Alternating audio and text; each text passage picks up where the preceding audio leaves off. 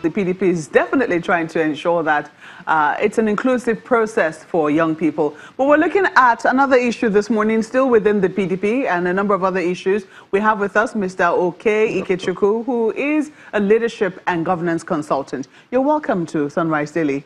Thank you. Good morning. Good morning. Well, you heard there the National Publicity Secretary of the PDP talking about how they're slashing the prices of forms for young people, to ensure that young people are included in the process. But then people are worried as to how they're going to tackle the issue of the many presidential aspirants they seem to be seeing within the PDP. How do you think this matter is going to be thrashed? It has to be thrashed the way such things are thrashed. This is a democracy. The fact that you have many candidates is proof that democracy is on.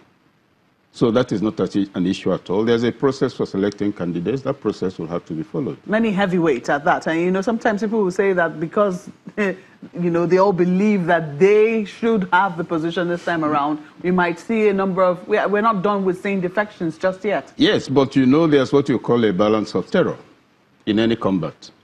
If this is a boxing session and there are 19 heavyweight boxers, one will take the belt. So this is proof that the place is alive. The worry about, if I'm a heavyweight, he's a heavyweight, you're a heavyweight, well, we can carry our weight all we want, but only one person will stand on this table.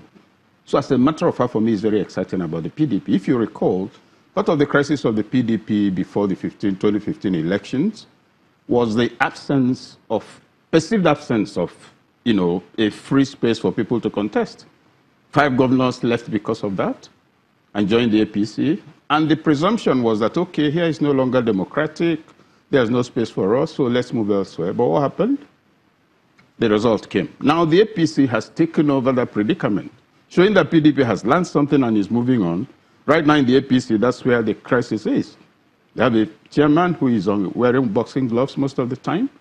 They had a meeting of one family, and state chairman gave an ultimatum against that. Let's face it. But looking at the PDP, even within the APC, we saw when that defection happened and they were going to tackle the issue of who their presidential candidate will be. Mm-hmm. You saw the great pains, the great lengths they went to ensure that the process was free and fair, was very transparent to all that were concerned. We even heard behind the scenes, we're not able to confirm this, but that there was also an agreement that whoever it was that emerged, the other candidate would be compelled to support and will not defect under any conditions. That's for which party? For the APC. Yeah. Do you think that condition might be necessary to hold the PDP together, considering the number of heavyweights that have come on board and are showing interest in this? My question is, where will they defect to? You don't run into a collapsing building. If I'm a politician today, I'm contesting for president or governorship or whatever, and I won the ticket, first of all, I won the ticket on the platform. Now, the alternate platform is on fire. That's where I will run into. People must acquire the discipline of party loyalty. So if the reason I will defect is because I didn't get the candidate, it means I'm not really, if you like, ideologically and emotionally loyal to the party. And you don't expect that when you defect, everybody will clear space for you. No. If you're defecting into a party and you're being promoted along with it, that means you have some capacity that makes even those you're going to see you as a leader. But as for the panic, they will defect, what's going to happen? Is it APC they are going to defect? If the answer is yes, they are jumping into an ocean and they don't know how to swim. Would you advise consensus in this arrangement, or would you say very strongly that primaries would be voting in the primaries would be the way to go for the PDP? Two observations. Primaries are critical. When you speak of consensus, consensus has to arise from the input and intervention of all interested parties. If there are 30 people contesting and you talk to 7 of them, you haven't got a consensus. If we sit down and assess ourselves and I come to the conclusion that, look, Maokwe and her colleague would actually do a better job of this, and on account of that I'm stepping down, that's some form of consensus. So if we have that, that might thin the number. Dr. Ikechukwu, what are your thoughts on critics who say that what the opposition People's Democratic Party is experiencing now in the context of its potential presidential primary is a kind of piece of the graveyard, as it were?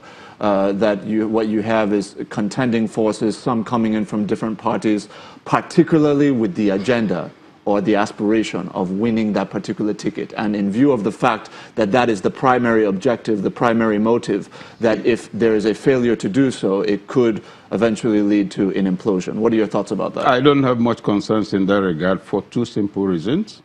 There's no vacancy in the APC. What other platforms are they going to? What structure do these platforms have?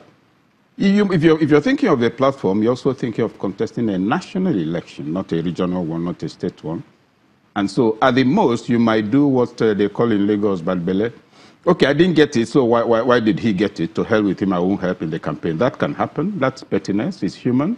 But as for that leading to an implosion, that's very unlikely. Not after the events of the last 3 years under the APC government. It's not likely.